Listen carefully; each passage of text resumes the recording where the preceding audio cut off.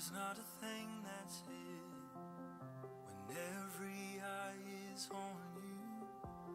Can't get enough of your presence. It's the perfect point of view.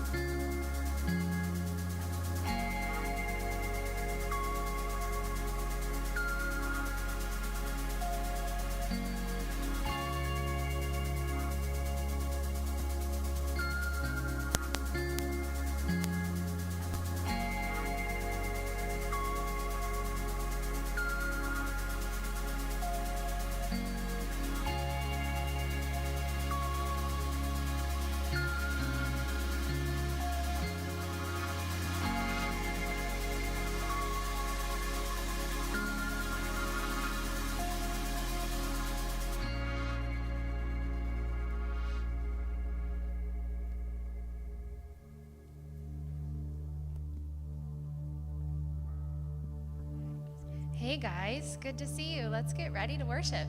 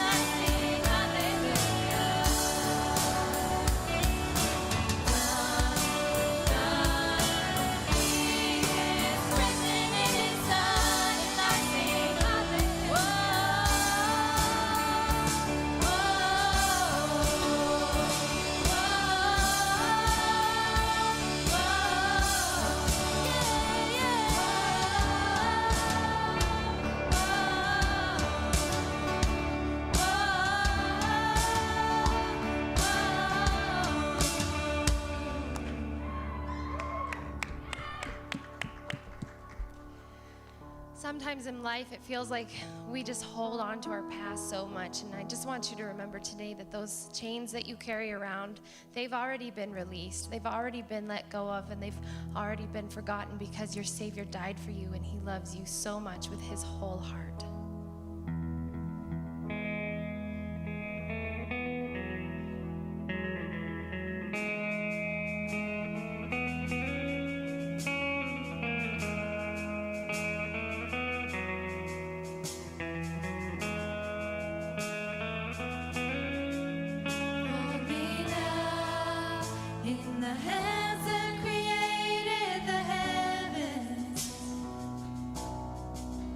Find me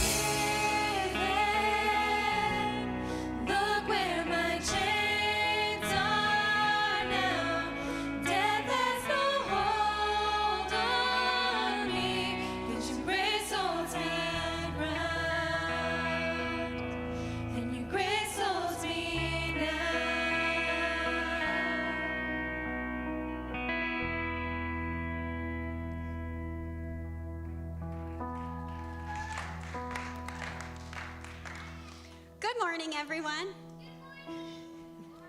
Good morning, Jaden. If you didn't know, that is my daughter, Jaden. So thank you for the good morning. I'm so glad to see all of you here today. What a great place to be able to come and worship together. What a fantastic song that is. I know that it brings me so much comfort to hear those words that grace holds me now. There's no better place than that. And I love that I get to be here and share that with all of you. If we haven't met yet, my name is Carissa, and I just want to welcome you here. I'm so glad that you're here with us today. And we want to welcome all of our friends on Facebook Live and then also on YouTube. We're so glad that you can still be here with us, that you can still join in. And we really want to be able to connect with you. So we love it when you comment. Let us know where you're watching from, if you need prayer, or just say hello. We want to be able to connect with you. So we also want to encourage you to share and like and invite everybody in your circle to also be able to watch the video and get that same encouragement. So near or far, we can still all worship together. And it's so amazing that Facebook can let us do that. So make sure that you share that. So if you are new with us, maybe you've been here a little while, you can text the word welcome to this number up here on the screen, and that's going to help you get connected here with Life Church. We just check in and say hi or give updates on things that are going on. So that's a great way to get connected in here with Life Church. So it's always really important for me to mention that your giving really matters. It matters here in this ministry, but it also allows us to have an impact in our community. And as a church, that's really important to us. And so that's how you get to partner with us to make that impact, is through giving here. And so we have buckets by the doors so that you can give today, but you can also give on that Life Church app. It's really quick and easy. So that Life Church app has a lot of really great resources and information. So if you haven't downloaded that, you want to make sure that you get that also. So we do have a really fantastic kids program today, and we're not going to be having class for our big kids, but we do have our younger kid class set up downstairs, and we have some really great teachers down there that really love these kids. So if you have somebody who's just a little bit older but maybe too wiggly to sit in on service, they are more than welcome to go downstairs and play, and that is open for you. Whoops. So we'll have class again. We'll be back to our regular schedule next week. So Life Church is a place where you can come and experience the presence of the Lord. And we want you to know that you belong here and that He has a plan for you and that He loves you. So let's go ahead and stand back up and continue with worship.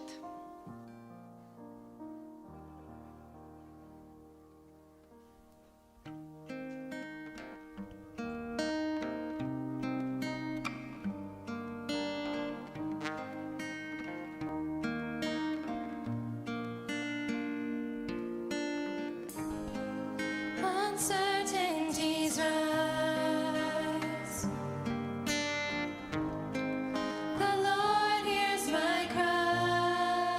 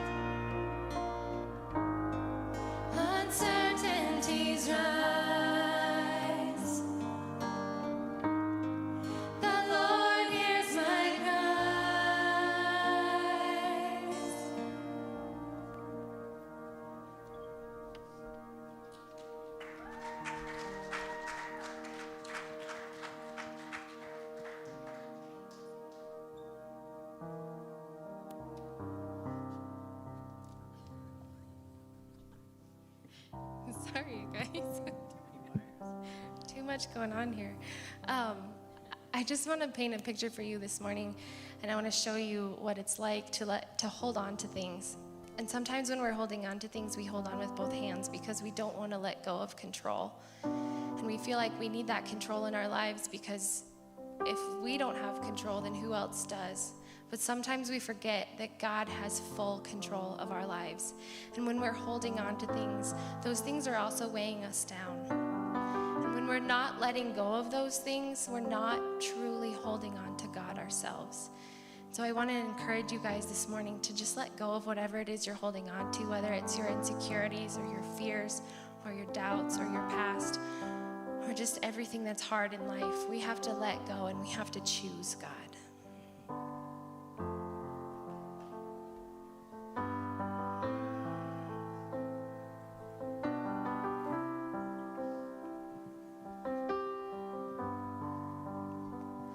Lord, every dream and all I've hoped for, the promises you've spoken over me, I hold in faith and not forgotten, in spite of what I feel or what I see.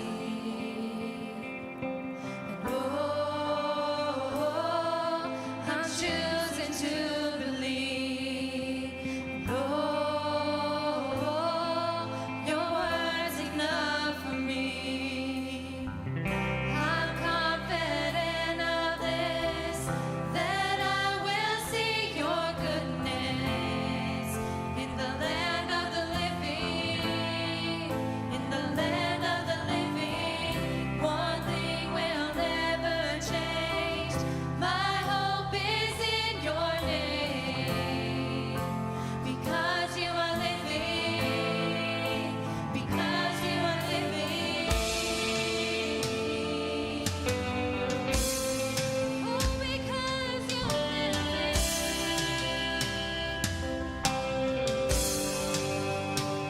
You are creator and redeemer. You take the broken things and make them new. So while you're working, while I'm waiting, I will lift a song and sing my praise to you. Oh, I will lift a song and sing my praise to you. I'm confident of this, that I will see your goodness in the land of the living, in the land of the living. One thing will never change. My hope is in your name, because you are living, because you are living. Oh, because you are living, we can trust your word, we can trust your word, we can trust you. You are faithful, you always have been, you always will be. Oh, never made a promise you couldn't keep, 'cause you don't lie to me, you don't lie to me. Oh, never made a promise you couldn't keep, 'cause you don't lie to me, you don't lie to me. Oh, never made a promise you couldn't keep, 'cause you don't lie to me, you don't lie to me. Never made a promise you couldn't keep, 'cause you don't lie to me, you don't lie to me.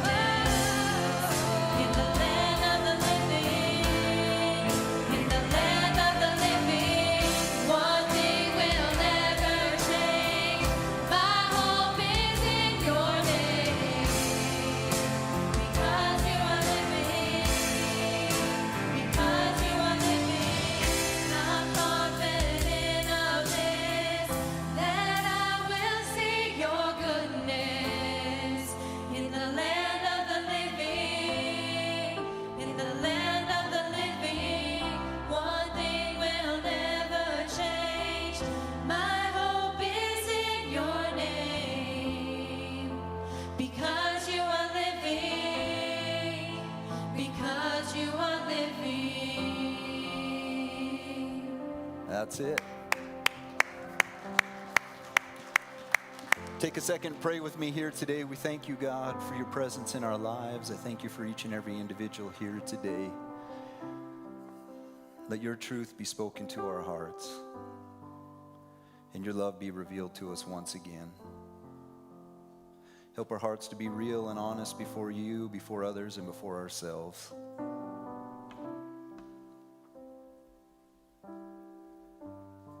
And we thank you for just your grace in this space in our lives. And to trust you in it all, and to trust you through it all. This is our heart's desire today. I love that last part, guys. You guys are rocking there. I told my wife we need more like breaks where these guys can just jam, because you guys jam so good. Never made a promise you couldn't keep. Is that last part? What is that, the bridge? Come on, hit it. These guys had some great energy on that today. I don't want to let you go on that today. Come on now.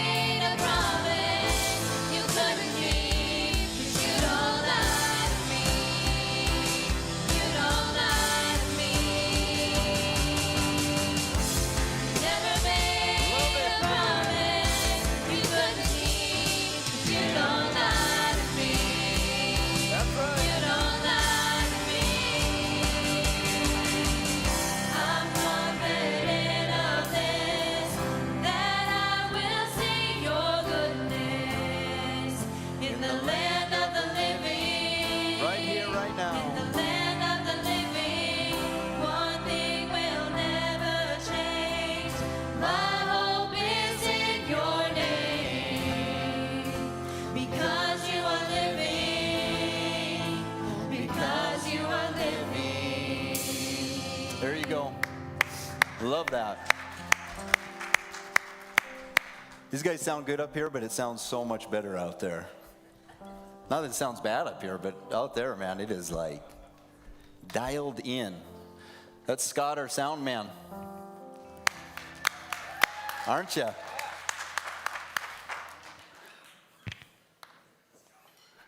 Told him a long time ago, like, I like it loud in here. So that's how we like it. Sound man gets a lot of probably dirty looks from people. I don't know what it's like.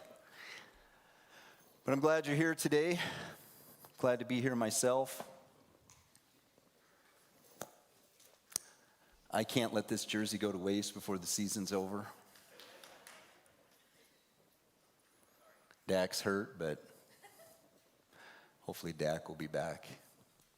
Thanks, son. That's my hot wife right there. Hottie.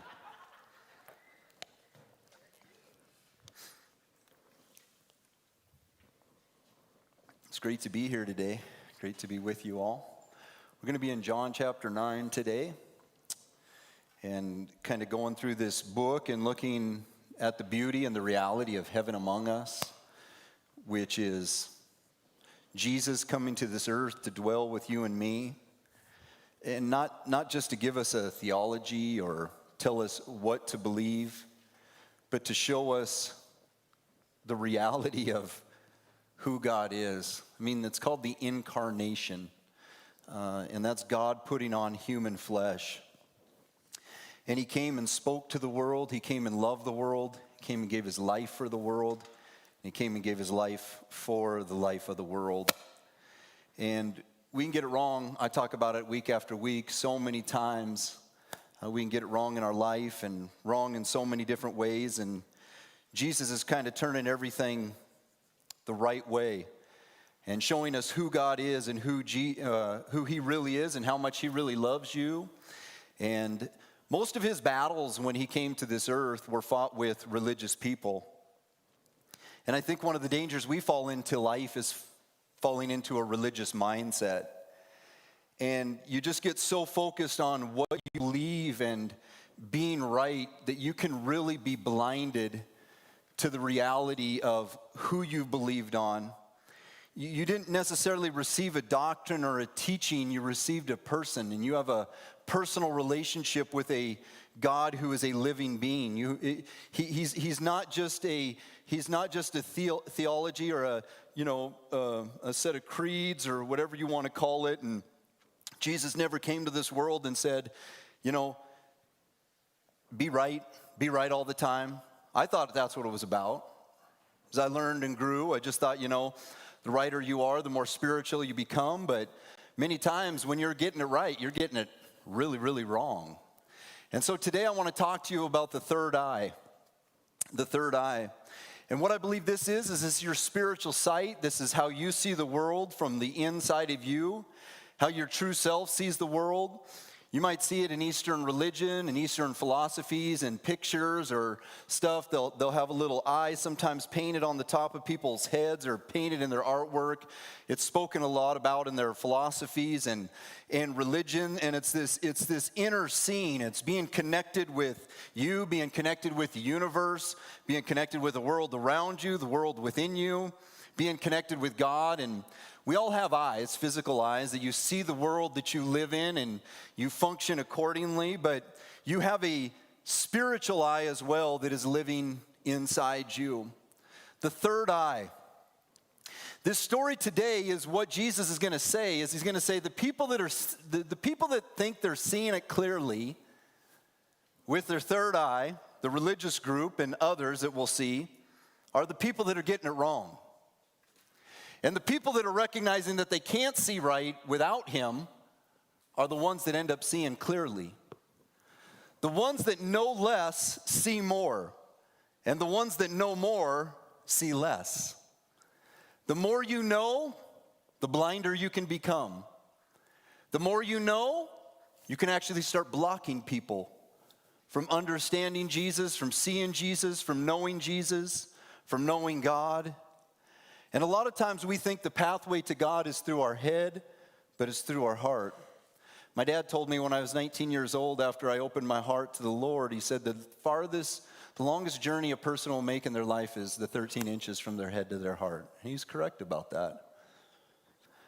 That was true on the day that I made room for the Lord in my heart, and that's true every day as I try to make room for the Lord in my life. The third eye. The third eye is your most important eye. The eye within you that dictates not necessarily what you see in the world, but how you see the world. The third eye, how you see the Lord, how you see people, how you see people in relation to truth, how you see people in relation to God's love and God's plan and God's purpose. The third eye. It's your spiritual understanding, as you'll read about in the New Testament. Paul calls it the eyes of your understanding being opened. That you would be able to see from within the clarity of God's love and truth in the person of Jesus. The third eye. Everybody's got one. And inside, you're seeing the world a specific way. You're seeing the world a unique way. You're seeing the world as only you can see the world. And we have to be very sensitive to that look that we're taking with our inner eye, that it doesn't get lost in the trenches and tragedy of human religion. The religious things that we try to impose upon others, like you think about it a lot about many times when we try to understand what it means to be a Christian, what people are going to talk about is what they believe. And if other people don't believe like me, I've got a job. I've got to judge them. I've got to let them know what God thinks of them. And what I believe is more important than how I believe and how what I believe has changed me. Like the truth in action, the truth incarnate in your life. You've met a lot of people in your life that might have it all figured out in their brain, and it seems like they all have it dialed in. But when you see that truth worked out in their life and heart, it's very, very harsh and condemning. It's very, very judgmental. It's very, very critical. It's very, very imbalanced. It's very hurtful, very harmful.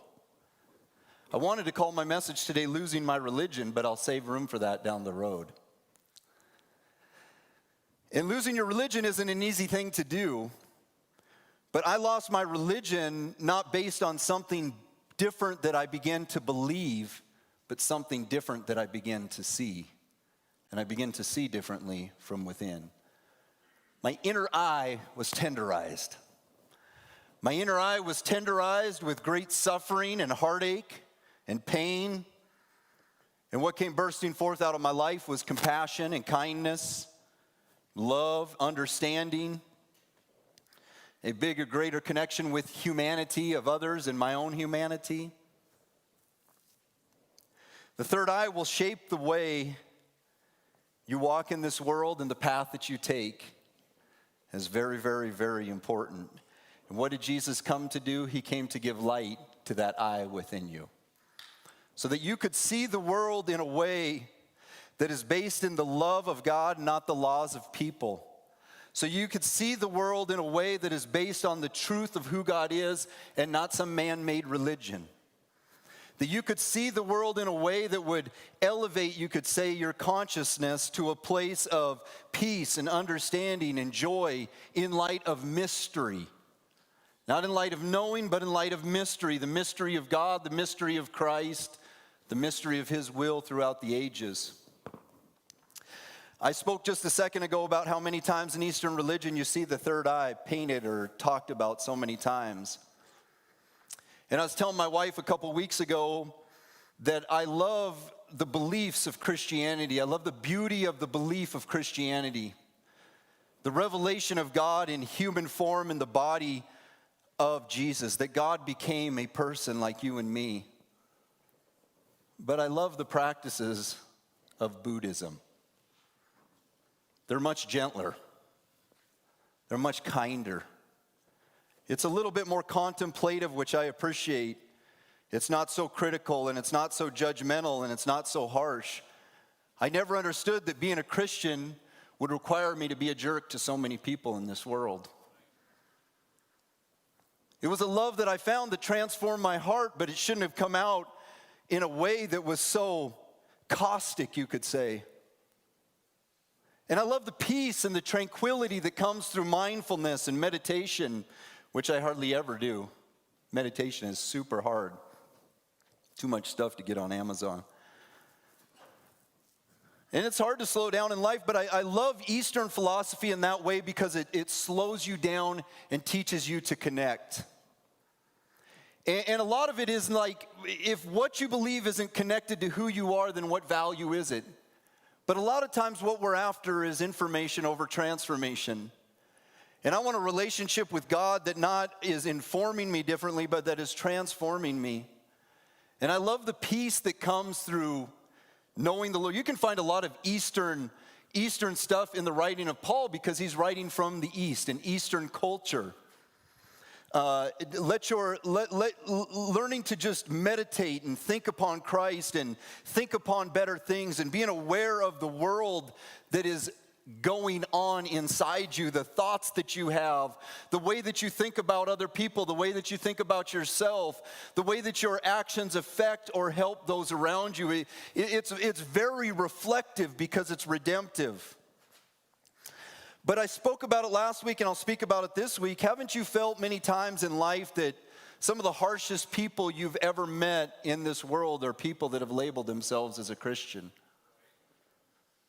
Many times we should be the most understanding people there are, the most loving people there are, and we shouldn't be putting fences around God's love and building these things because we understand that at the cross, the ground is level. And our arms got to be wide open. Last week I spoke about acceptance, the radical acceptance of God, that He can accept and love people that have no form of change or change taking place in them. That they're believing nothing right, they're believing everything wrong, but His love is a love that will take you as you are, and it will transform you. Jesus doesn't find people in the world and give them new laws. He gives them heaven's love and heaven's heart. The third eye. The third eye will determine whether or not you'll be an arrogant or a kind person in this life. The third eye will determine your connection with others. It'll determine your connection with God. It'll determine your connection with self. And look how this story starts in John chapter 9 and verse number 1. It comes out of the gates just running, and I love it. As Jesus was walking along, he saw a man who had been blind from birth. So Jesus, at the end of this, he's going to take somebody with a physical condition and he's going to make a spiritual truth about the healing that this man receives in his life. That this man is blind from birth, and rabbi, that means teacher. His disciples asked him, the people that were following him, the people that were learning from him, and look at the first question that they ask him. About this man, they say, why was this man born blind? Why? And look at the next question. Was it because of his own sins or his parents' sins? Boy, there you go, man. Out of the gates running. There's something fundamentally wrong with me. I'm flawed. There's no good thing in me. The message that he's receiving initially through his culture, through his religion, and through people that's being reinforced over and over and over again is there's something wrong with you. And don't you know most of your Christianity is trying to fix what's flawed? And Jesus didn't come to fix what's flawed. He came to love what's flawed.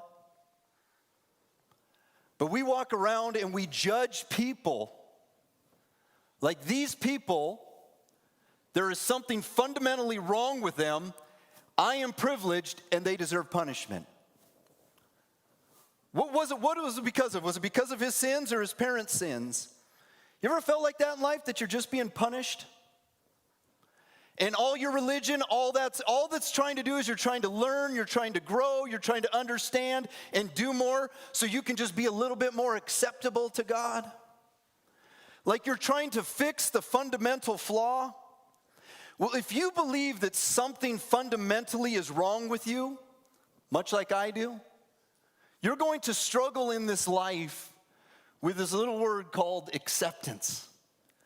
Because it's going to say to you time and time again that you can't get better until you're fixed.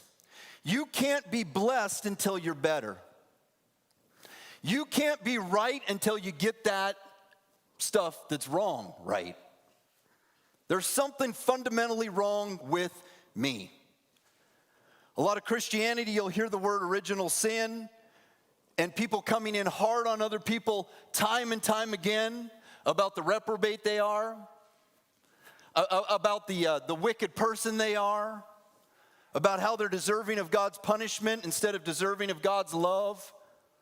Don't you understand that what Jesus' disciples are talking to him about is religion? Don't you see that they're thinking just like you're thinking today?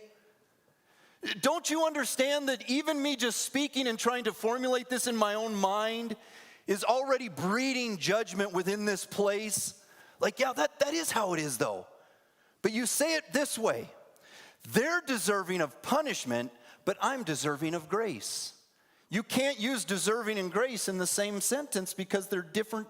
Grace is undeserved. And God is gracious toward each and every one of us, and he doesn't deal with you based on your sins. God deals with you based on his Son. And that's what the New Testament is showing. That this is how God deals with humanity. This is how religion treats them, and this is how Jesus treats them. This is how I treat them. This is what religion will do, and this is what the Redeemer will do. What is it? What is wrong with this? Whose sins are he being punished for? Why is he being punished? Do you look out the world around you with your third eye and just see a bunch of people that deserve the punishment and judgment of God?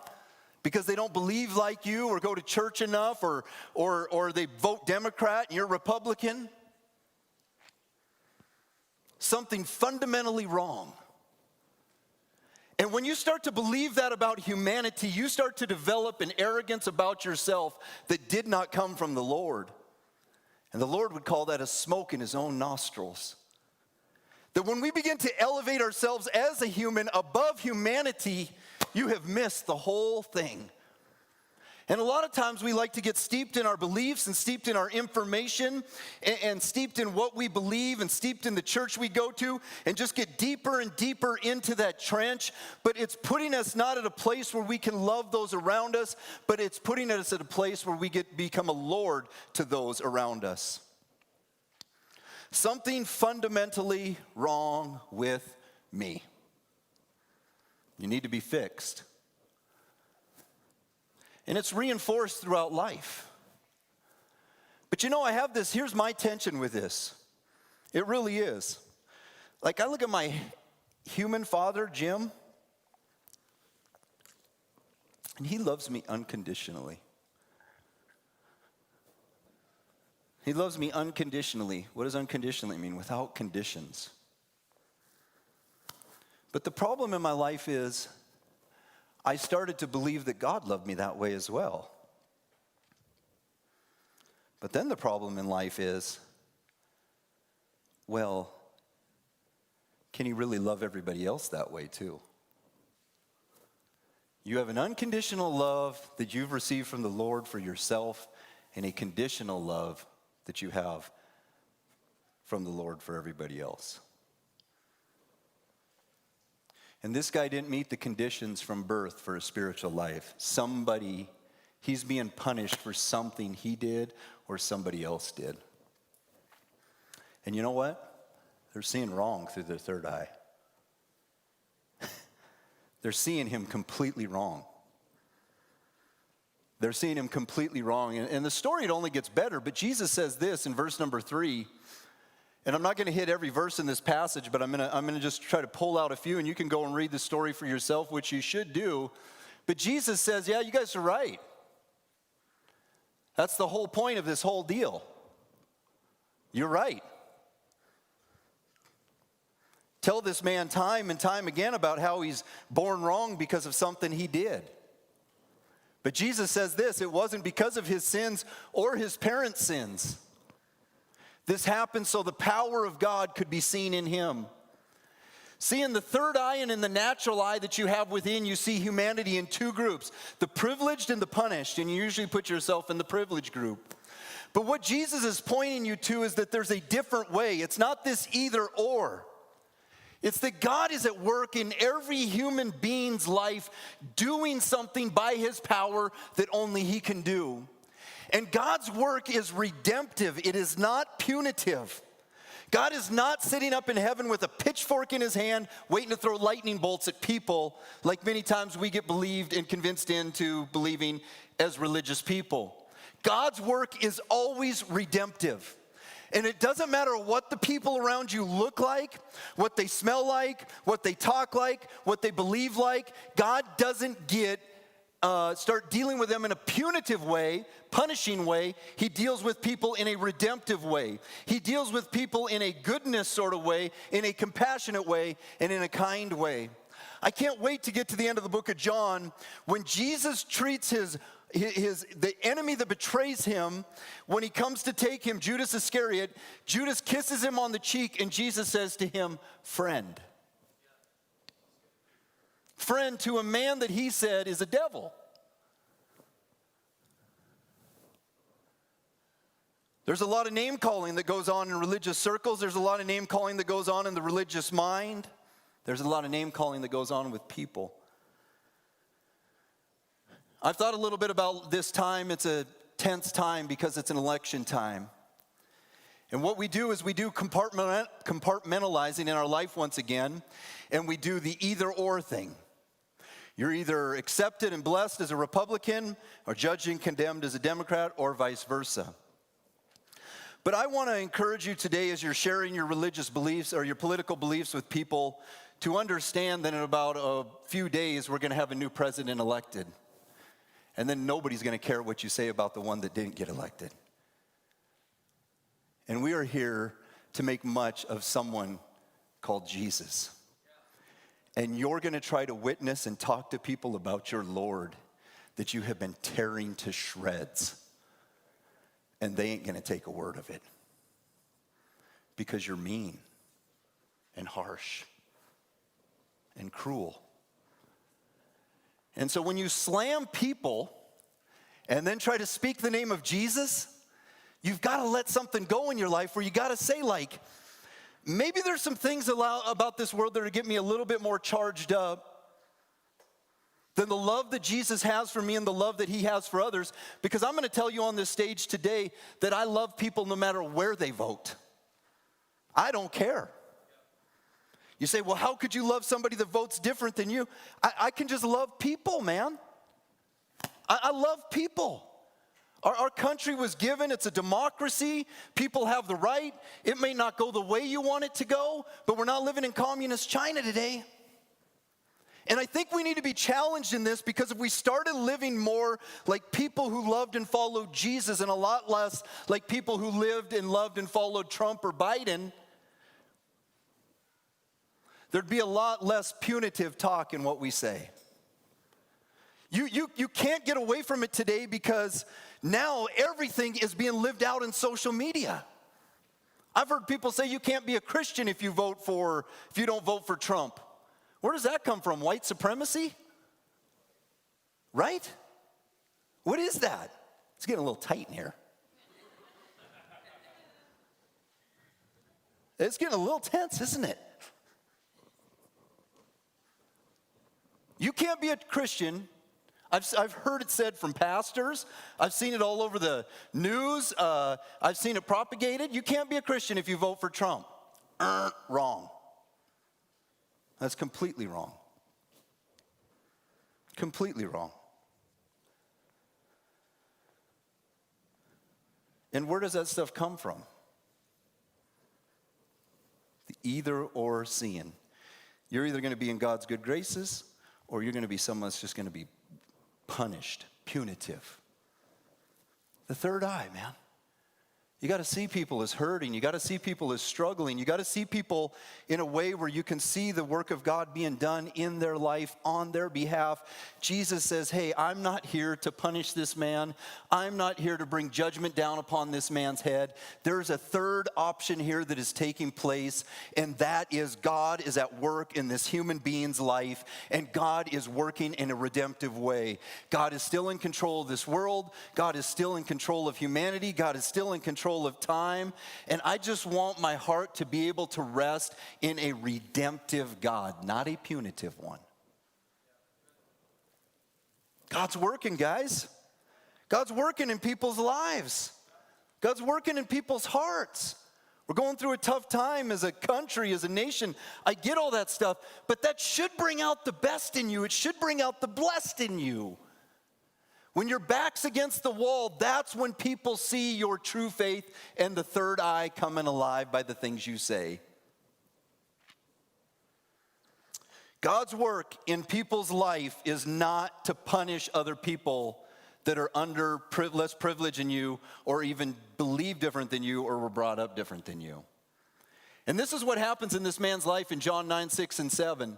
Jesus says this to him. He says, then he spit on the ground, made mud with the saliva, and spread the mud over the blind man's eyes. He told him, go wash yourself in the pool of Siloam. Siloam means sent. So the man went and washed and came back seeing. That's very simple. Jesus, I spoke about this months ago or a year ago, I don't remember. But your life has a human and a divine aspect of it. It has the mud that God uses, his saliva, the divine and the human. God is working in your life. And it's through the washing, it's through the covering that we begin to truly see from within. When that mud is kind of washed off our eyes, a divine healing takes place within our hearts and takes place within our sight. The man went and washed and came back seeing. Go on to the next slide. Let's see what this one says. I got to kind of cruise through these a little bit because this story's long. His neighbors and others knew him as the blind beggar. There you go. The labels. This blind beggar, man. That's how people knew him, as a blind beggar.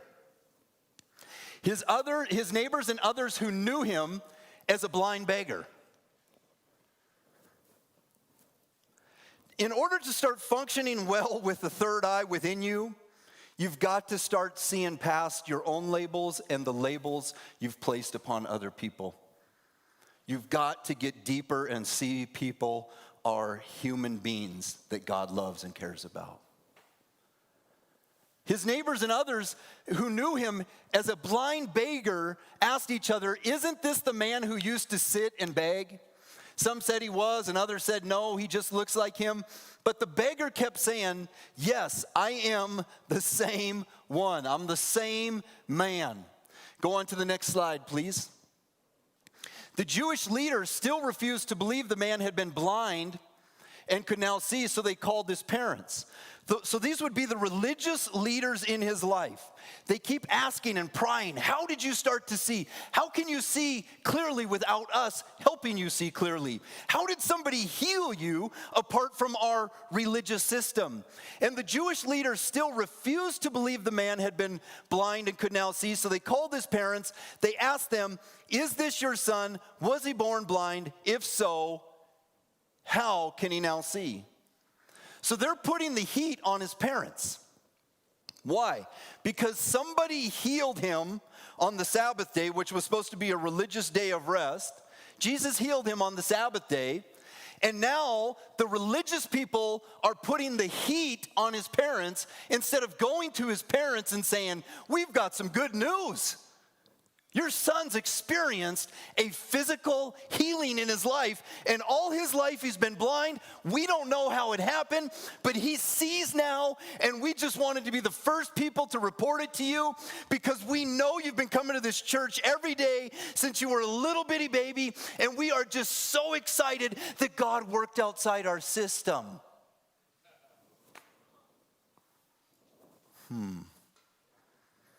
Do you know that everything Jesus did when he was on this earth almost was outside the religious system that was already established? And the Jewish leaders were fired up, man. This guy found truth and he found healing, and he didn't find it according to our law, and he didn't find it according to our religion. How dare God offend us like that? How does he now see? And look what his parents say. I love it. They're just bold ambassadors for the truth. Next verse says here, his parents replied, "Yeah, we know this is our son and that he was born blind, but we don't know how he can see or who healed him. Ask him. He's old enough to speak for himself." Whoa. You been there where you're growing in your spiritual life and some of the greatest resistance you receive is right from your very family? Sometimes when the little third eye starts seeing, you're just following the experience that you've had in this life based on what God and Jesus is doing in your life and heart, the Spirit's doing in your heart. And sometimes the very people that you expect to stand with you push you right off the cliff. I remember when I was 19 or 20 years old, and I love my grandma, love her to death. And I came and just was telling her my story, and she was like,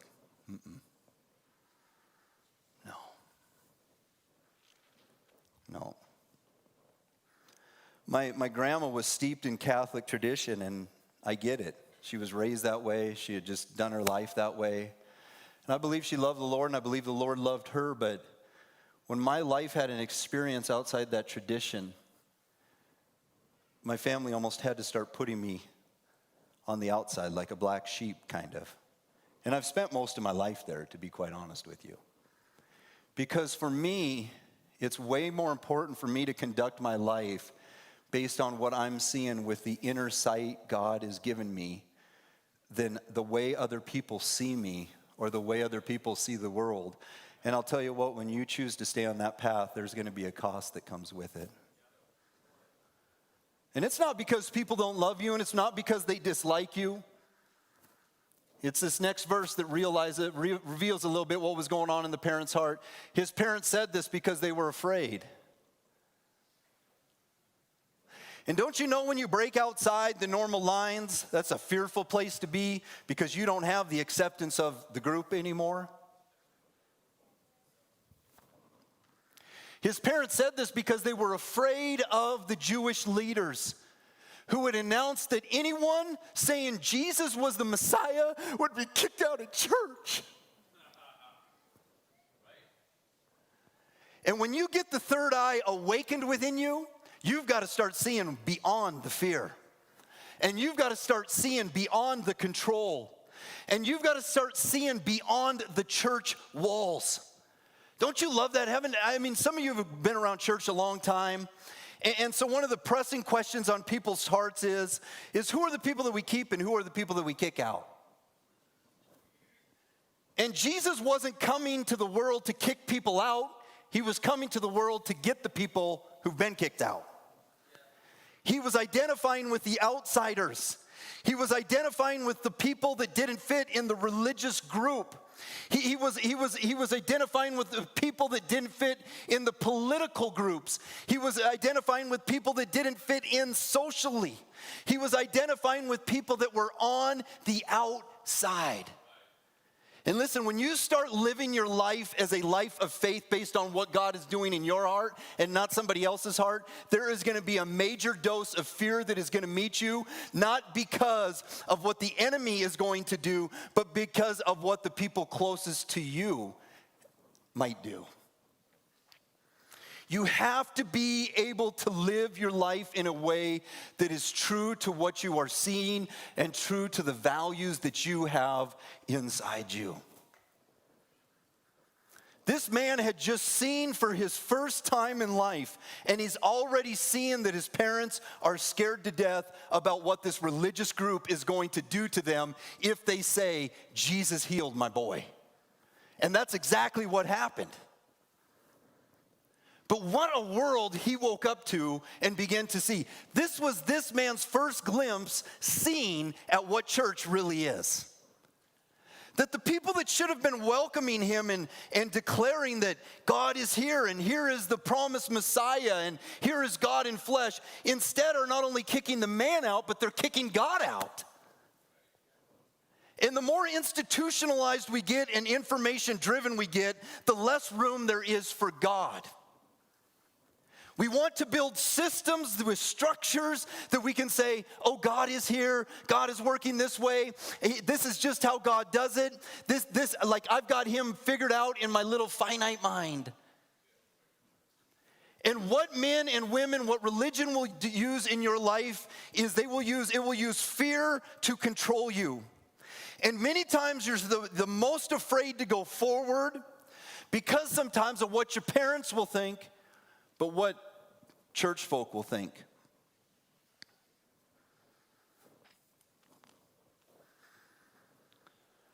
Give me one reason today that Jesus would kick you out. He never would, so quit kicking people out. Give me one reason Jesus didn't let you in.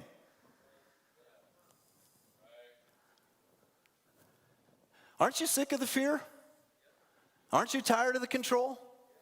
You just want more religion in your life? You need somebody to manipulate you so you can feel comfortable knowing God? Or do you want to live out there in the messy business called reality, life, and humanity? Do you need little beliefs that just make it all fit together and sound so right?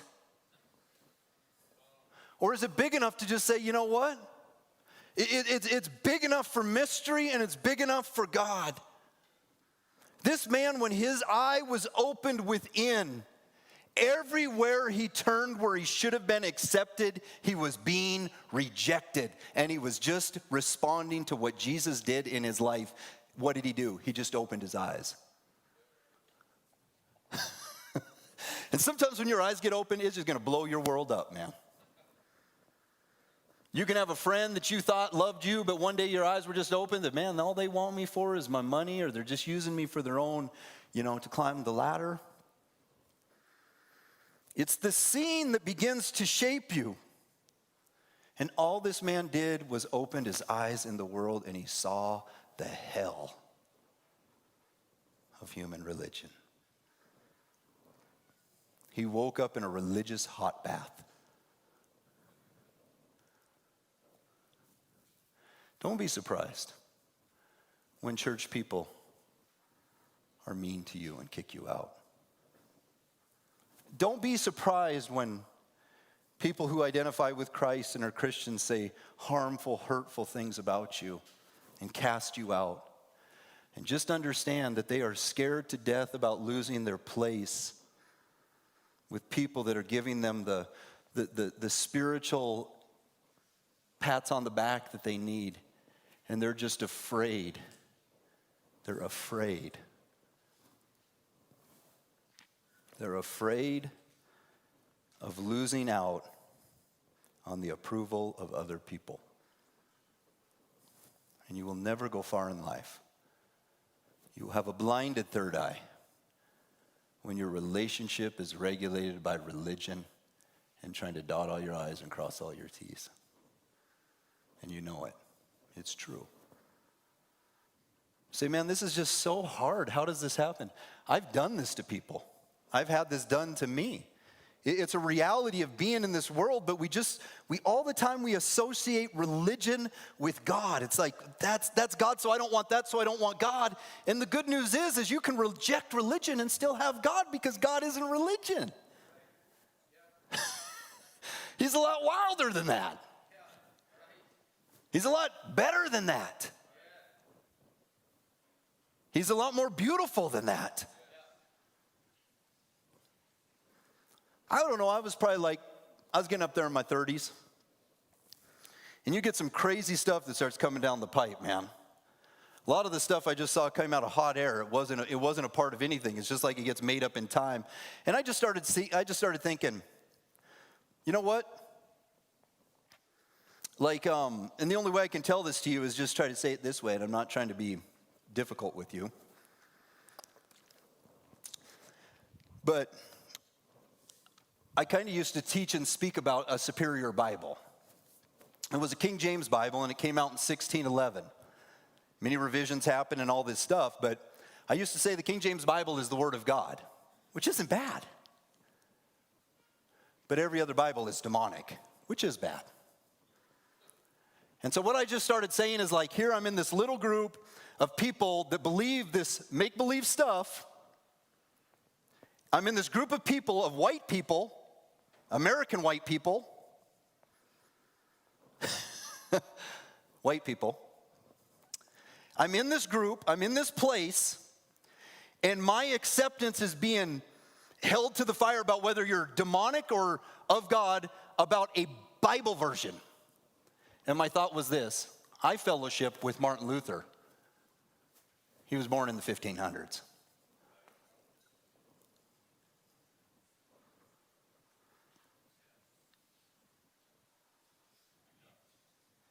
I fellowship with all the saints that came before 1600. We'll be fine in heaven together. And many of the beliefs that you take up in life came so far down the road, and you're excluding people with them when Jesus' message to you was inclusive, not exclusive. And listen, you are casting out half the church by believing the thing that you're believing is God. You've got to challenge that stuff, because it's just handed down from people to people. Listen, most people don't believe what they've read for themselves. They believe what they've been taught. I had a guy, I heard him one time just talking about that thing. He said, I read every version. I read the NIV, I read the NASB, I read all these versions, and then I read the King James version, I put them together, and take my word for it, the King James Bible is the Word of God, and people go, amen. He did it for you. Take my word for it. That's religion. Don't read it for yourself. Don't get your own thoughts. Here, this is what you need to believe. Do you like that stuff? Do you like being treated like that? Do you like being blacklisted about things that don't matter? The Bible didn't die on the cross for you folks. And the Bible isn't risen. And there's a lot of things in the Bible that were wrong when Jesus came, and he pointed them out. And I believe when he comes back, it'll be the same thing. And I have to say to myself, thank God.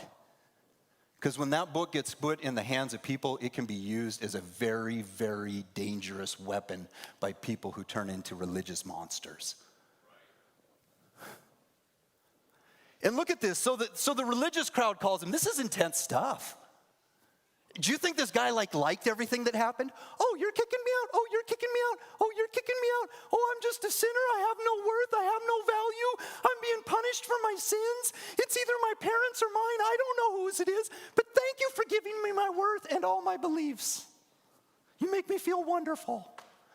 And now that God found me and he healed me and now I can see, I'm just seeing how much of a nutballs you guys are. You are mean and you are angry and this is tyrannical. I just had my eyes open. That's all that happened. And look at this in John 9:24. I love this. Right here. So for the second time the Pharisees called. This is the second time they're coming back. These were the religious people that played the part. They dressed right. They had everything dotted. They had all their beliefs. They knew what to believe. You had to follow all their rules. And if you followed all their rules, they would receive you and they would accept you because the system is the Savior. And the Pharisees called in the man who had been blind and told him, watch this. God should get the glory for this, and God is getting the glory for this. Now watch, because we know that this man Jesus is a sinner.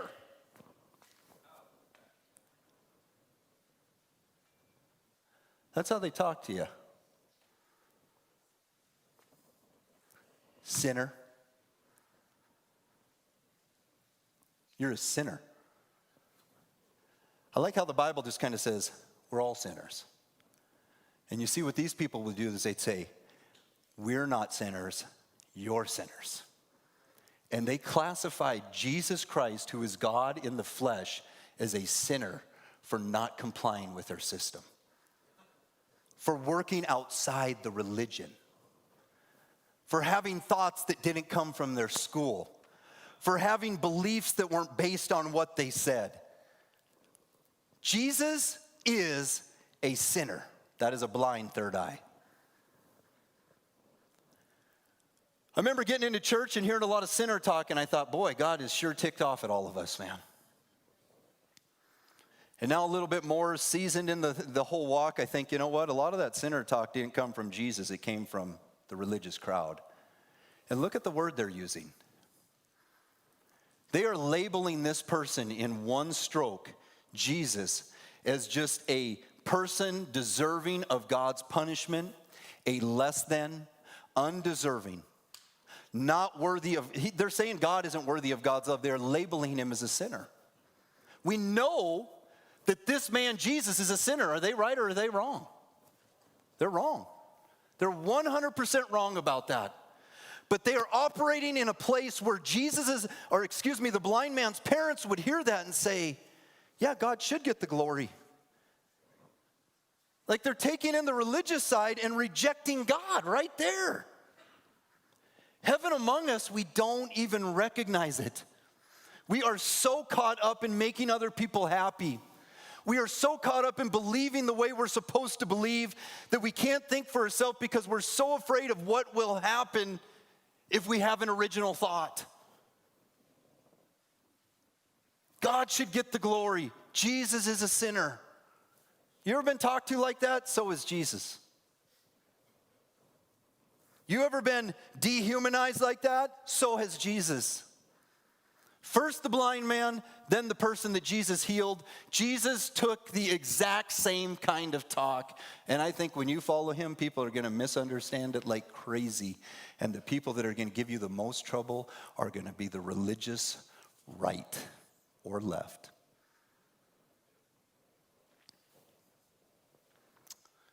And look at what this guy says. I love this. He says this. He says, I don't know. Next verse. I don't know whether he's a sinner, the man said. But I do know this. I was blind and now I can see.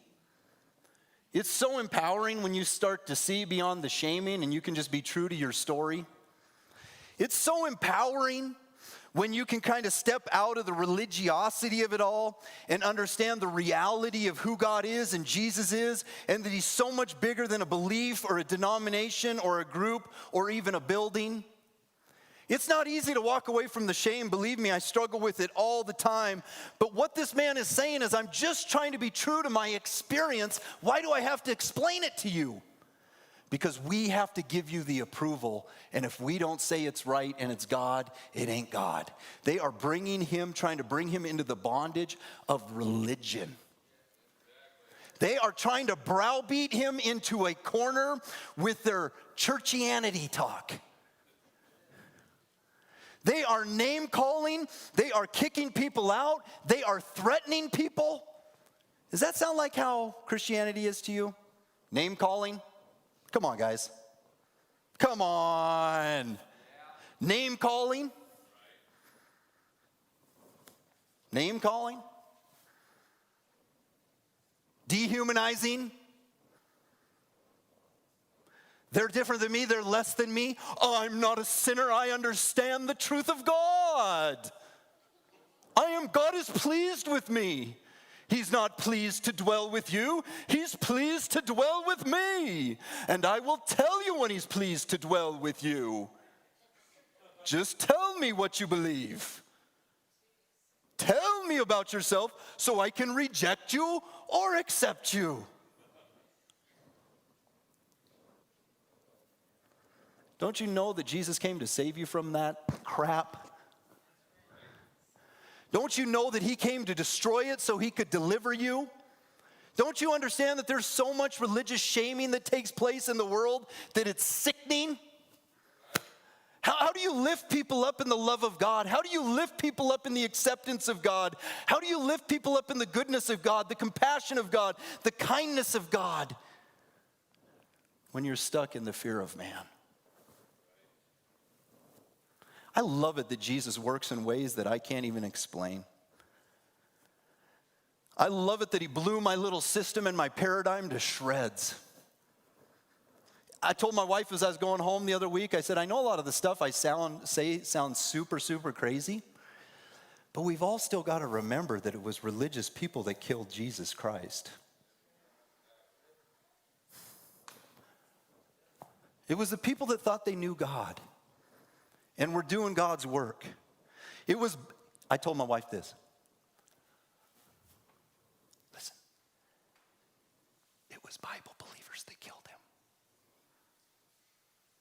Bible believers killed Jesus. People that believe the Bible, you hear about it the whole time. They had it all right. We follow Moses. They even said this in this talk. We follow Moses. We don't know where this guy came from. We are Bible believers to the T, and they were people killers, and they killed the Son of God. Sometimes you just have to be a little bit third eye with religion. You have to kind of look at people and say, I don't feel like God's that racist. Sometimes you have to think about your stuff from outside your stuff. Sometimes you have to take a little step outside the box you built and understand it's just a box you built that ain't God. You say years ago, like, put God in your little pocket there, your little pocket God. And they say to him, they say this. We're going to get done with this. I believe this. Look at 9:26 and 27. But what did he do, they asked. How did he heal you? And I love this. He's like, look. You know why I like the New Living Translation? Because it's just talking language. It's just like, hey, look. Look, the man said, I told you once, you didn't listen. Why would you want to hear it again? Do you want to become his disciples too? Like, why are you grilling me so much? Why can't you just let me be and have my experience? Why can't you just let me live my life? I already told you that Jesus Christ healed my soul. Why you got to be such a jerk? Why are you grilling me? Why are you trying to nail me down? What are you trying to get out of me? Do you want to follow him too? What's the deal? Why religious people get so worked up like that? I'll never know. The protectors of the truth of God's realm. Look, I've already told you. Look, I already said it. What more do you want? Jesus changed me. He gave me sight. And look at the response. I love it. They're so gentle. And look how these are the religious teachers, and then they cursed him. And said, you are his disciple, but we are disciples of Moses. We are Bible believers. You're his disciple, but we're disciples of Moses. They cursed him, calling names, cursing, sinner talk. Jesus hasn't done any of those things yet, but his people sure love to. We know.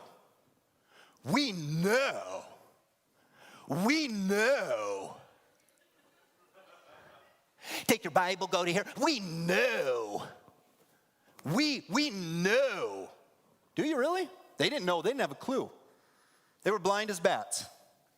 Couldn't see a thing. Woo-hoo, cuckoo, cuckoo, cuckoo, cuckoo. They were crazy. They were nuts. They were filled with rage and inflamed about their religion and what they believed. And they tried to go back to the Bible. That's so funny. We know God spoke to Moses, but we don't even know where this man comes from. And watch this. Watch how this goes. And he says this. He's still communicating with him, and it's going to be his last talk. Next verse goes on to say this. He says, why? That's very strange. That's very odd. He healed my eyes, and yet you don't know where he comes from? Next verse. Ever since the world began, no one has been able to open the eyes of someone born blind. If this man were God, not from God, he couldn't have done it. You know what the third eye will do? Teach you how to think for yourself. Do you know how empowering that is? To think for yourself? I think one of the things people are most afraid of in religious circles is thinking for themselves. We'll tell you how to think. We'll tell you how to believe. And if you do those things, we will accept you. Think about that. All he did is expressed his own opinion and his own view of things. And all he did was used his little brain to think. Faith and reason are not opposites.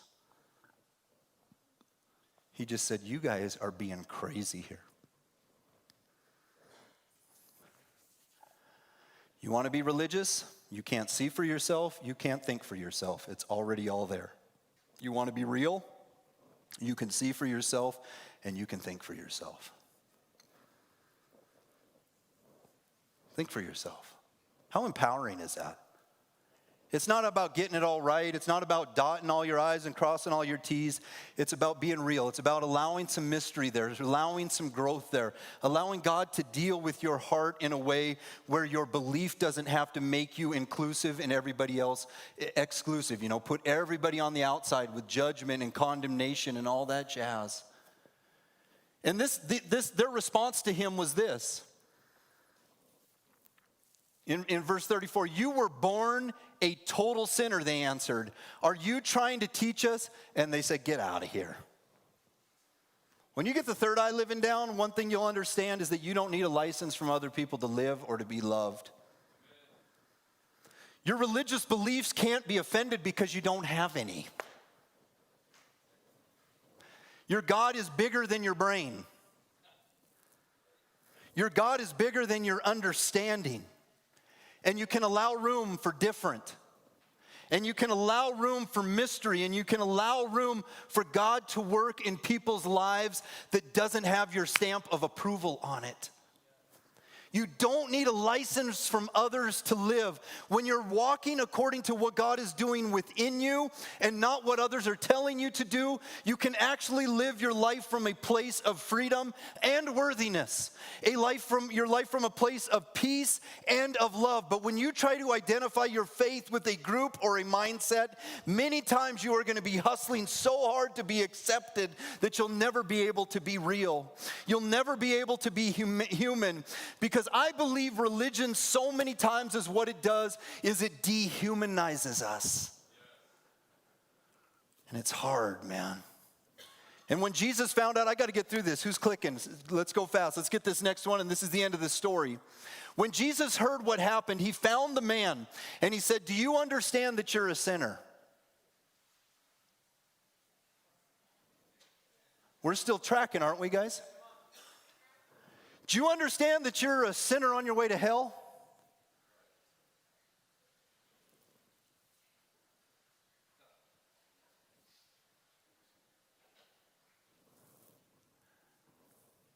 Do you believe in the Son of Man? The man answered, who is he, sir? I want to believe in him. Look what Jesus said. Not until you first tell me you're a sinner. Come on, cough it up.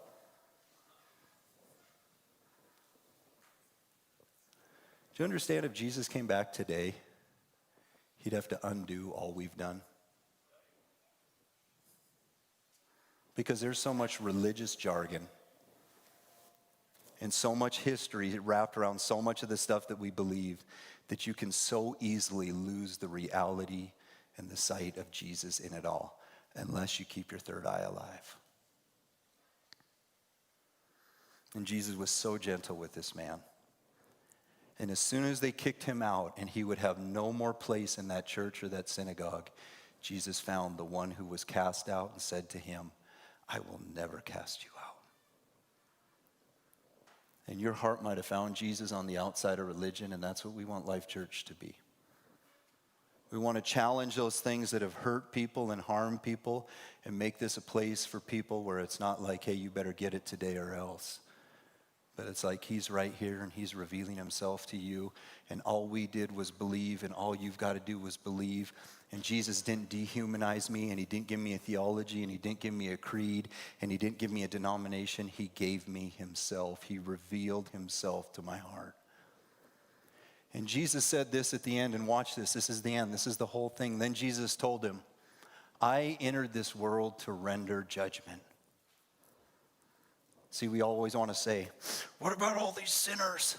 I was thinking like in the book of John, like hell isn't even, I don't know, mentioned that much. See, we always want to judge everybody that's not like us. We always want to make a church a safe place for all the saints, but not the sinners. And Jesus said, I came into this world to render judgment, to give sight to the blind and to those who think they see that they are blind. Wow, man. Religious and a religious mindset is the most damning thing because it blinds your third eye to who God really is. And religious people claim more than anything is that we see, we know. And Jesus says, I came to stop all that garbage. I came to show you that the people that think they know don't have a clue, that I meet people on the outside who got kicked out from the inside. I work on the outskirts of man's religion. I work outside the church. I work outside the building. I work in the hearts where my love is being displayed and my gospel is being proclaimed. I work in a way where I'm not coming to crush and judge humanity, but I came not to condemn. I came to save. I came to bring the lost to God. I came to find the broken. I came to heal the brokenhearted. And some of the Pharisees were standing by. This is the last verse of this. They were standing by and they heard him. They said, are you talking about us? Are you saying we're blind? And Jesus said, if you were blind, you wouldn't be guilty, but you remain guilty because you claim you can see. And I just want you to know that the people that are lording over in you in their life, saying they have all the answers, don't. They're not seeing clearly. And you're seeing clearly when you see that Jesus is here for me and Jesus is here for you. You're seeing clearly when you're responding to your own personal experience and you're not trying to give an explanation to a religious group or a religious crowd, where you're responding to your own experience in a way that you can live with courage and you can live with faith and you can live with trust, and you cannot let other people rob that of you. You're seeing clearly when you're experiencing the grace and goodness of God and extending that to other people.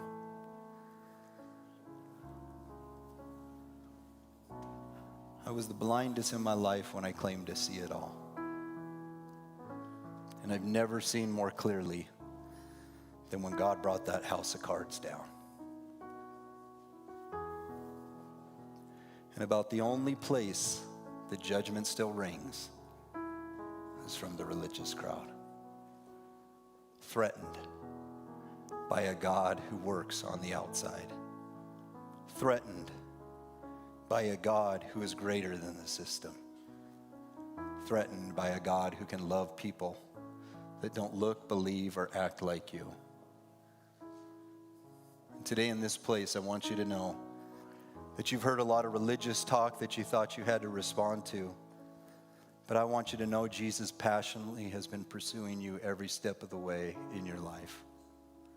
And he has been good to you. And he loves you so much. And he went to the cross and he died for you. Not so you could find a better church to go to and get all these religious rules down, but so that you could have life within. He loves you so much. He came to destroy all the things that were destroying us. All those religious mindsets and the things that we thought we had to believe to follow Jesus. He came and shot holes in it all.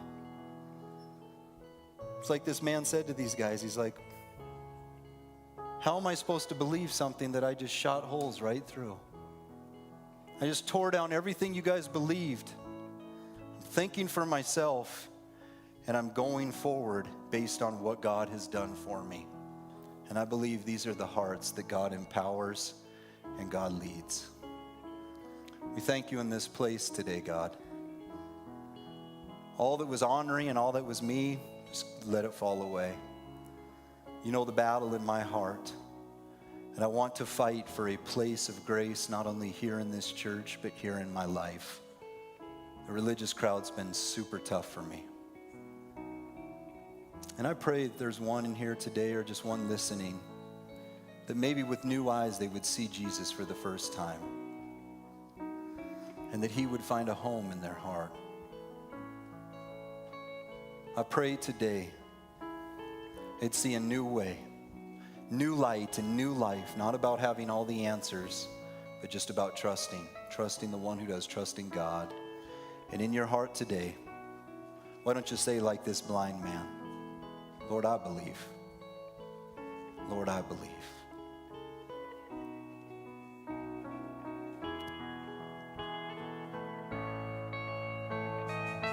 So here I stand, high in surrender. I need you now. Hold my heart now and forever. My soul cries out. Here I stand, high in surrender. I need you now. Hold my heart now and forever. My soul cries out. Here I stand, high in surrender.